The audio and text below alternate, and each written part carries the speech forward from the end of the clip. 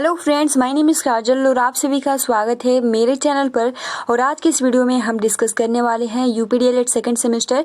Subject आपका है प्रारंभिक शिक्षा के नवीन प्रयास, जिसकी क्लासेस की टाइमिंग होती है 2 बजे। ठीक है, और देखिए फ्रेंड्स, आज का जो हमारा क्वेश्चन रहेगा वो रहेगा प्राथमिक शिक्षा के संदर्भ में अपव्यय एवं अवरोधन का अर्थ स्पष्ट कीजिए।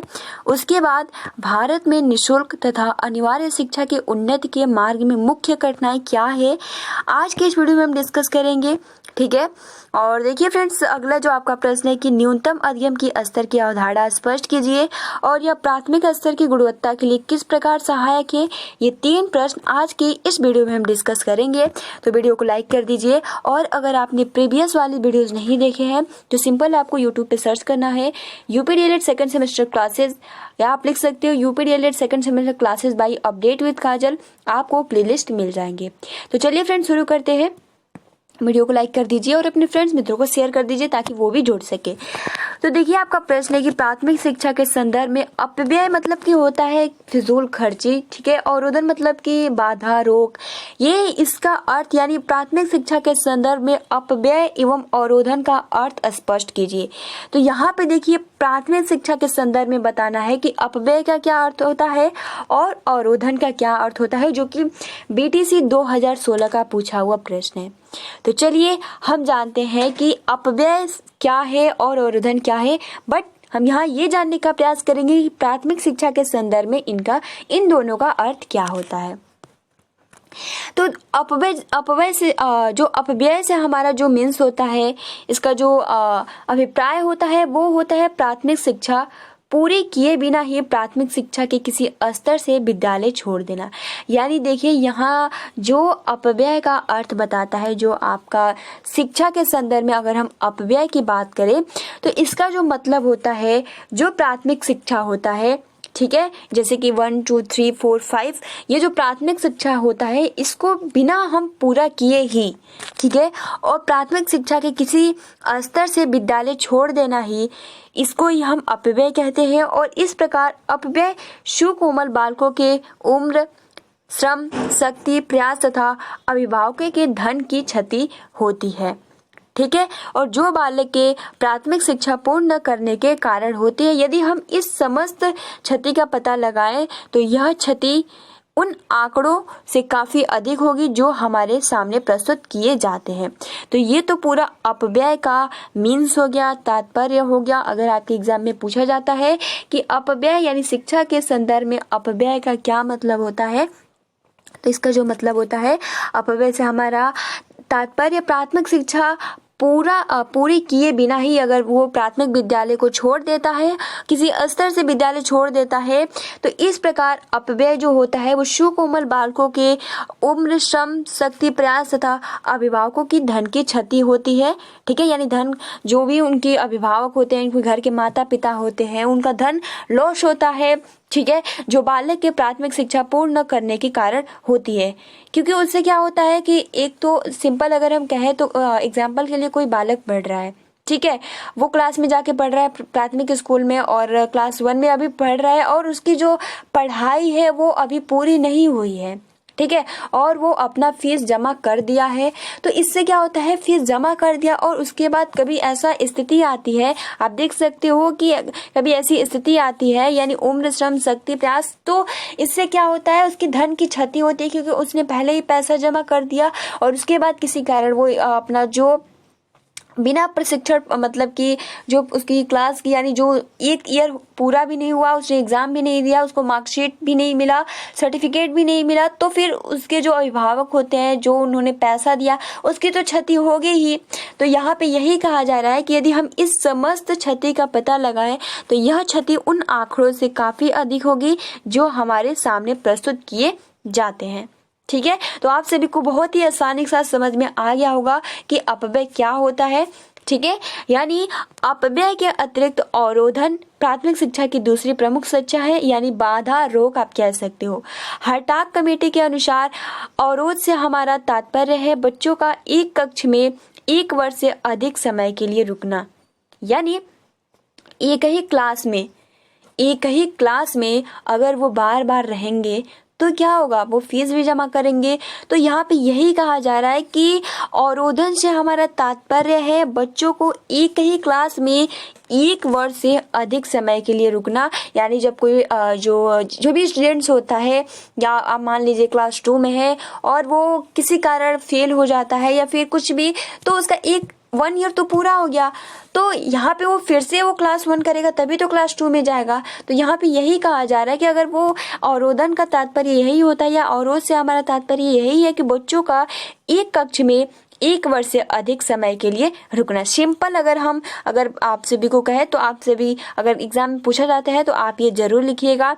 और भारत में एक बड़ी मात्रा में छोटे छोटे अबोध बालक एक ही कक्षा में 1 से अधिक वर्ष के लिए रुक जाते हैं।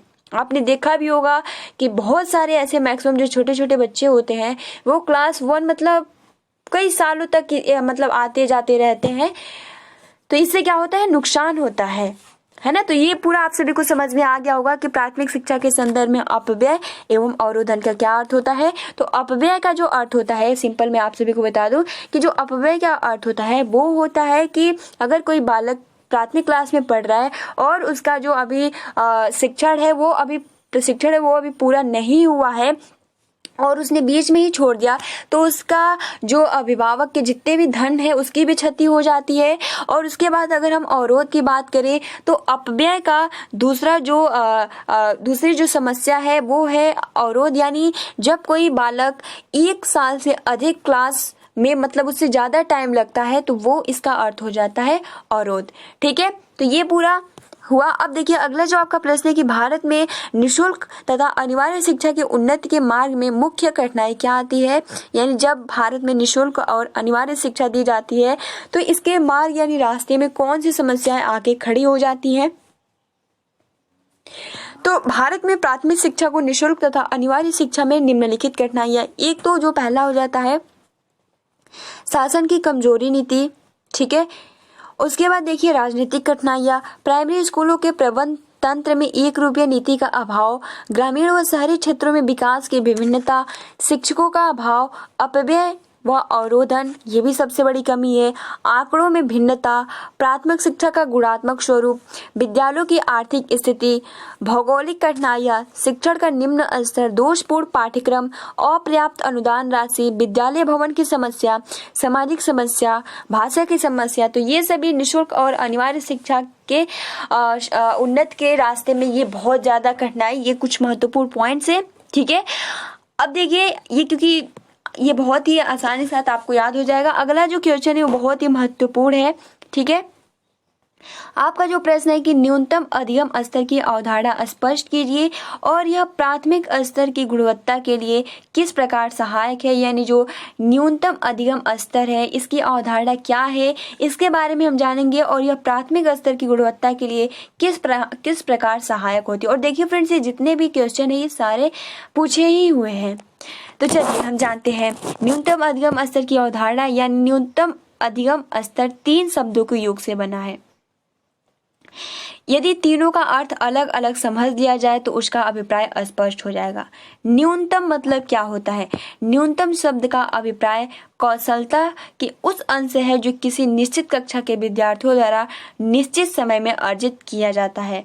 ठीक है, यानी आप सिंपल कह सकते हो कि कोई क्लास है, उन क्लास के विद्यार्थियों द्वारा एक निश्चित समय में किया जाता है क्या?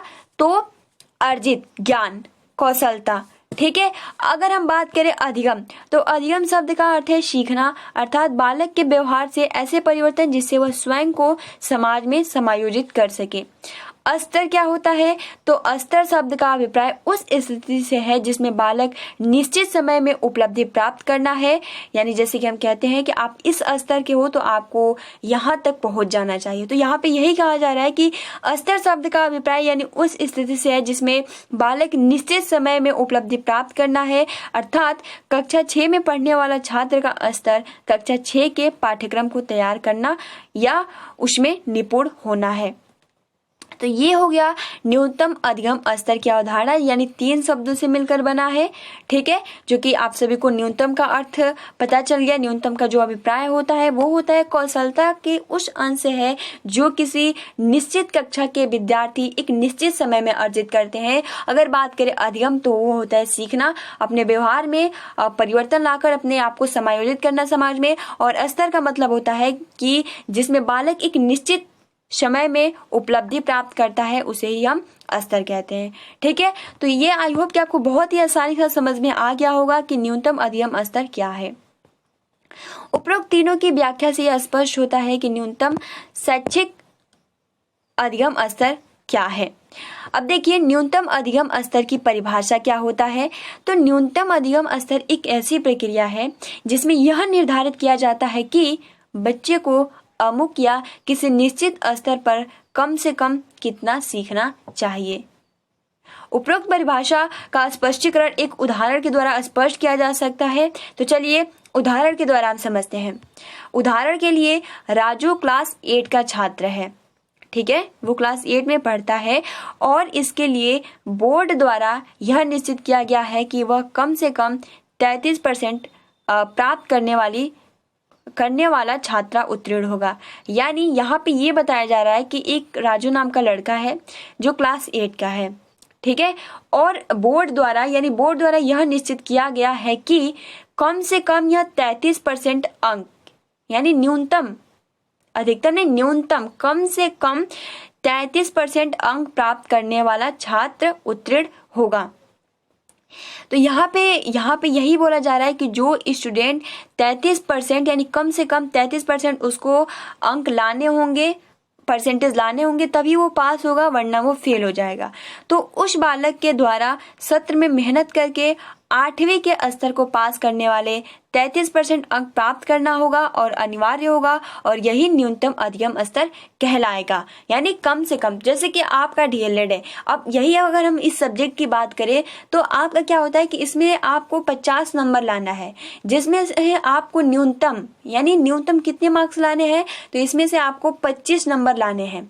ठीक है, 25 नंबर लाने हैं।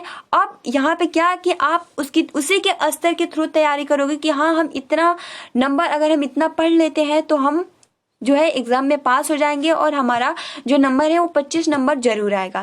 तो यहाँ पे यही इसका अर्थ सिंपल हो जाता है, न्यूनतम अधिगम स्तर। आप इस एग्जाम्पल के थ्रू समझ गए होंगे। यानी न्यूनतम अधिगम स्तर एक ऐसी प्रक्रिया है जिसमें यह निर्धारित किया जाता है, जिसमें यह बताया जाता है कि बच्चों को अमुक या किसी निश्चित स्तर पर कम से कम कितना सीखना चाहिए। ठीक है, आई होप कि आपको बहुत ही आसानी के साथ ये आपके माइंड में फिट हो गया होगा और ये कभी भूलेगा भी नहीं। ठीक है, और वर्तमान समय में यह देखा जा रहा है कि अधिगम का न्यूनतम स्तर गिरता ही जा रहा है। छात्रों में पढ़ने की प्रति रुचि का अभाव के परिणाम स्वरूप कक्षाओं में गुणात्मक सुधार की संभावना आती जा रही है। कहीं विद्यालयों में अधिगम स्तर ऊंचा है और कहीं कहीं अधिगम स्तर निम्न है। उसका क्या कारण है? इसलिए चाहिए कि सभी के लिए समानता को ध्यान में रखकर एक स्तर को निर्धारित किया जाए, जिससे अपव्यय एवं अवरोधन जैसी ज्वलंत समस्याओं का समाधान आसान से आसान हो जाए। अब देखिए न्यूनतम अधिगम की आवश्यकता क्यों पड़ती है, इसके बारे में हम थोड़ा सा डिस्कस कर लेते हैं। तो पहला तो अपव्यय एवं अवरोधन, यानी प्राथमिक स्तर की अपव्यय एवं अवरोधन की समस्या अंग्रेजों के समय से चली आ रही है। अधिकांशतः यह देखा जाता है कि प्राथमिक स्तर पर छात्र एक कक्षा में फेल होने के कारण या तो विद्यालय छोड़ देते हैं या फिर एक पुरानी कक्षा का ही शोभा बढ़ाते रहते हैं। जैसे कि अभी जस्ट हमने बोला ना कि जो अपव्यय होता है वो किसी कारण उनका सत्र पूरा नहीं हो पाता है तो इसकी वजह से छोड़ देते हैं, या फिर वो फिर से, तो क्या होता है, एक तो अपव्यय और दूसरा अवरोधन, यानी 1 साल से ज्यादा उसी क्लास में रहना। इस समस्या के उन्मूलन के विषय में हटाक समिति ने जोरदार विरोध करते हुए इसके समाधान प्रस्तुत किए, लेकिन यह समस्या आज भी बनी हुई है। अतः इस समस्या से छुटकारा पाने हेतु आवश्यक है कि शिक्षा में छात्रों के लिए न्यूनतम अधिगम स्तर का निर्माण किया जाए, यानी पहले से ही निर्धारित कर दिया जाए। और देखिए छात्रों के स्तर में अंतर, यानी न्यूनतम अधिगम स्तर की आवश्यकता छात्रों के स्तर में अंतर पाए जाने के कारण कारण भी स्वीकार की जा रही है। एक विद्यालय से दूसरे विद्यालय, एक जिले से दूसरे जिले तथा एक प्रदेश से दूसरे प्रदेश के शैक्षिक स्तरों में अंतर पाया जाता है, बहुत ज्यादा डिफरेंट होता है। अतः जिस प्रकार शैक्षिक अवसरों में समानता का अधिकार है, उसी प्रकार शिक्षा के न्यूनतम अधिगम स्तर में समानता होनी चाहिए, जिसके परिणाम स्वरूप छात्रों के स्तर तथा उत्तीर्ण होने की संख्या में वृद्धि की जा सकती है। और इसकी वजह से बहुत सारे ऐसे स्टूडेंट्स हैं जो डिप्रेशन में आ जाते हैं, और आप सोच ही सकते हो क्या क्या करते हैं। शिक्षा का गिरता हुआ स्तर, यानी जब तक शिक्षा के प्रत्येक क्षेत्र में न्यूनतम अधिगम स्तर लागू नहीं होगा तथा शिक्षा के गिरते हुए स्तर में सुधार संभव नहीं है, तब तक यानी आप कह सकते हो कि प्राथमिक स्तर के बालक को किस स्तर पर किन उद्देश्यों को प्राप्त करना है, कैसे प्राप्त किया जा सकता है, इसका निर्धारण आवश्यक है। इसलिए न्यूनतम शैक्षिक अधिगम स्तर होना चाहिए। ठीक है, अब देखिए यहाँ पे उपरोक्त समस्या को ध्यान में रखकर 1986 की शिक्षा नीति में क्रियान्वयन योजना में इस बात को रखा गया कि प्रत्येक स्तर पर छात्रों के लिए अधिगम स्तर निर्धारित किया जाए और तथा उस पर उस योग्यता को प्राप्त करने के लिए पूरे प्रयास करना चाहिए। उनका पाठ्यक्रम भी उसी के आधार पर होना चाहिए, और इसके लिए इस तथ्य का निरीक्षण करना भी आवश्यक है कि हमारे द्वारा निर्धारित जो न्यूनतम स्तर तैयार किया जा रहा है उसे छात्र पा रहे हैं या नहीं। यदि नहीं तो उनके कारणों का पता लगाकर उन्हें दूर कर उनका समाधान करना परम आवश्यक है। तो फ्रेंड्स, आप सभी को ये क्वेश्चन जो है बहुत ही आसानी के साथ समझ में आ गया होगा। ठीक है, न्यूनतम अधिगम स्तर, यानी इसमें सिंपल आप कह सकते हो कि जो इसकी परिभाषा होती है, यह एक क्या है, एक प्रक्रिया है। ठीक है, प्रोसीजर है, जिसमें यह पहले निर्धारित कर लिया जाता है कि जो भी बच्चे हैं उनके लिए एक निश्चित स्तर, यानी कम से कम यह निर्धारित किया जाए कि उन्हें कितना सीखना चाहिए, ताकि वो मतलब कि उस क्लास में या उनके लिए बहुत ज़्यादा यानी वो उनमें सफल हो सकते हैं। ठीक है, तो फ्रेंड्स आई होप कि आपको बहुत ही आसानी से समझ में आ गया होगा। तो फ्रेंड्स, आज के लिए इतना ही। वीडियो को लाइक कर दीजिए और ये जितने भी महत्वपूर्ण पॉइंट्स हैं आप इसका अच्छे से नोट्स बना लीजिए। तो मिलते हैं 5 बजे वाली क्लास में। ठीक है, thanks for watching, take care and best of luck.